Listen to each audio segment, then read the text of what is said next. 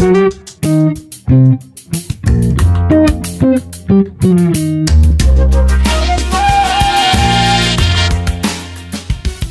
je pense qu'un des grands enjeux va être de retrouver une place dans la société.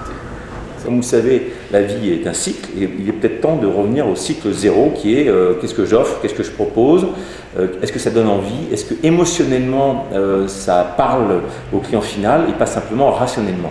Aujourd'hui, dans beaucoup d'endroits, le marketing dit attention, on ne vend plus un produit, mais on vend un service. Je prends un exemple simple, le cas de Michelin qui est assez intéressant, qui ne vend plus des pneus, entre guillemets, mais qui vend des kilomètres.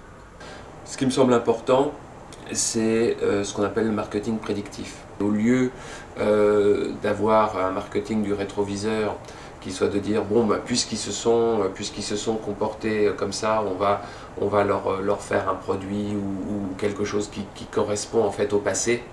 Le marketing du passé, c'est l'essentiel du marketing qu'on fait, puisqu'on réagit au passé. Je pense qu'on va pouvoir commencer à réagir à l'avenir. Je trouve qu'il y a beaucoup de marques aujourd'hui qui trouvent peut-être trop facile ou pour qui c'est une facilité en tout cas d'aller s'exprimer pratiquement uniquement online. Dans le marketing communautaire ou le marketing tribal tel que nous le concevons et tel que nous travaillons avec nos clients et main dans la main avec nos clients, le relationnel, une poignée de main, un regard dans les yeux, une parole sur le terrain reste essentiel. Et à mon avis reste essentiel pour l'ensemble des marques. Et je trouve que le danger est là, il réside en tout cas dans l'abandon de la relation en one-to-one avec les clients. Il n'y a pas que Facebook, il n'y a pas que les social networking qui comptent. Un community manager tel que je l'imagine, c'est quelqu'un qui, ayant une très bonne connaissance de ses clients, va mieux les gérer, mieux les animer, mieux les transformer en ambassadeurs. Et ça, pas que sur Internet. Dans un magasin, quand messieurs les distributeurs ou messieurs, mesdames les marques, vous avez la chance d'avoir des magasins en propre, qu'est-ce qu'il faudrait faire pour transformer vos vendeurs traditionnels en conseilleurs? Qu'est-ce qu'il faudrait faire pour transformer vos marketeurs en animateurs de force de vente supplétive que sont vos clients, vos consommateurs? C'est ce que j'appelle community manager. Que la marque doit se comporter comme une personne et que dans le même temps, les personnes, elles, sur Internet, se comportent comme des marques. C'est-à-dire qu'elles ont des préoccupations de marque et les marques doivent devenir des personnes. C'est ça le vrai enjeu. L'idée qu'on devrait passer du marketing au society. On fait de l'action pas dans le marché, marketing, mais dans la société, society. À partir du moment où on raisonne comme ça, il y a beaucoup de choses qui deviennent plus claires. On n'est plus sur l'offre et la demande au sens économique du terme.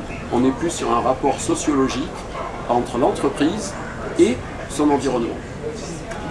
C'est plutôt un message pour dire, attention aujourd'hui, est-ce que le marketing n'est pas en train de partir vers l'enchantement, l'individu rêvé, et s'éloigner de plus en plus d'une réalité sous contrainte, assez tendue, même si les gens peuvent être heureux, mais quand même sous contrainte, tendue, un pouvoir d'achat un peu anxiogène, une montée du chômage. Et ce n'est pas pour faire du misérabilisme, c'est juste pour dire comment tenir compte de ces nouvelles tensions, de ces nouvelles contraintes, pour ne pas faire non plus que de la publicité trop loin, trop enchantée par rapport à une réalité moins enchantée. Nous vivons dans une société de l'instant, de l'instantanéité, du temps réel. Il faut résister à ça. Pour établir une vraie relation fidélisante avec les consommateurs, il va falloir prendre le temps. Le client ne couche pas toujours le premier soir. Et si l'on veut vivre avec lui longtemps, il va falloir l'apprivoiser, prendre du temps.